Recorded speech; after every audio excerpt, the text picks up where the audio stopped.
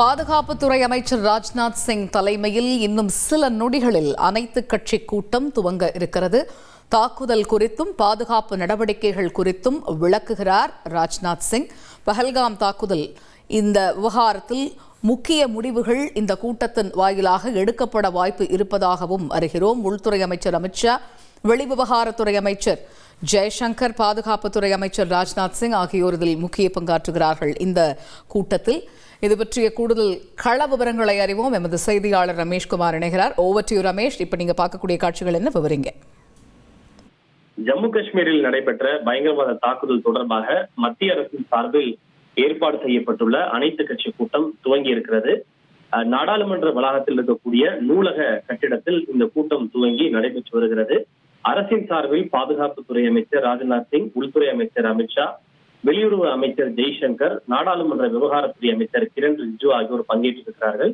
அதே போல மக்களவை எதிர்க்கட்சித் தலைவர் ராகுல் காந்தி, மாநிலங்களவை எதிர்க்கட்சித் தலைவர் மல்லிகார்ஜுன் கார்கே, திமுக சார்பில் எம்பி திருச்சி சிவா, திரிணாமுல் காங்கிரஸ் கட்சியின் சார்பில் சுதீப் பந்தோபாத்யாயா, இப்படி பல்வேறு கட்சிகளை சார்ந்த எம்பிக்கள் இதில் கலந்து கொண்டிருக்கிறார்கள்.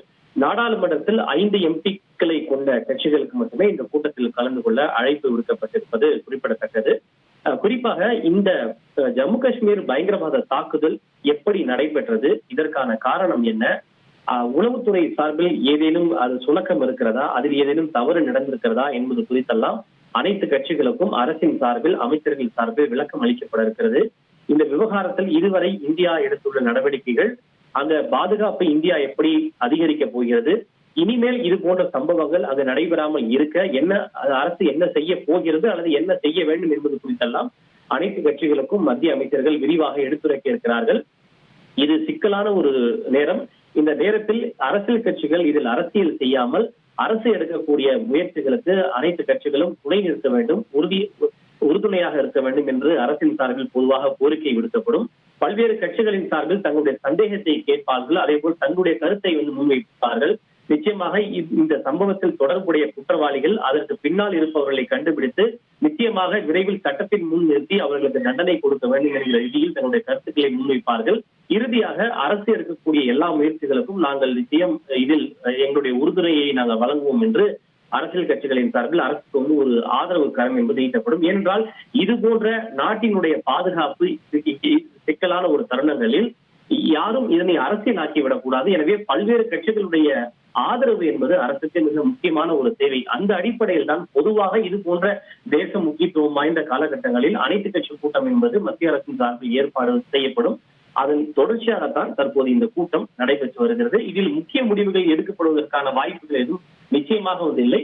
இருப்பினும் தாங்கள் என்ன செய்ய போகிறோம், என்ன செய்திருக்கிறோம் என்பது தொடர்பாக ஒரு விளக்கம், விரிவான விளக்கம், ஒரு பவர் பாயிண்ட் பிரசன்டேஷன் என்பது போன்று இந்த கூட்டத்தில் அனைத்து கட்சிகளுக்கும் விளக்கம் அளிக்கப்படுவதற்கான வாய்ப்புகளே அதிகம் இருக்கின்றன. ரைட்.